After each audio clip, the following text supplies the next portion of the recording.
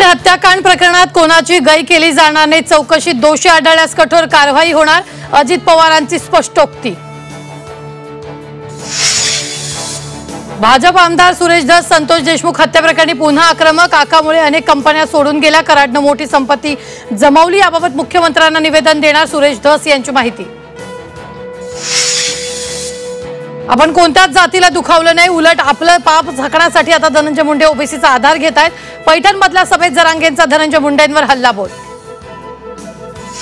राष्ट्रवादी शरदचंद्र पवार प्रदेशाध्यक्ष बदलाच्या चर्चा, जयंत पाटलांसमोर प्रदेशाध्यक्ष बदलण्याची मागणी, मुंबईतील बैठकीत पदाधिकाऱ्यांची थेट मागणी। राज्यपाल नियुक्त 12 आमदारांच्या नियुक्तीवरून शिवसेना उद्धव बाळासाहेब ठाकरे गटाला मोठा धक्का, मुंबई हायकोर्टाने याचिका फेटाळली, कॅबिनेटमध्ये यादी मागे घेण्याचा निर्णय कायदेशीर असल्याचं हायकोर्टाचं मत। बेळगावात कानडी संघटनेची अरेरावी, कानडी संघटनांचा महापालिकेत घुसून गोंधळ, महापालिका बरखास्त करण्याची मागणी।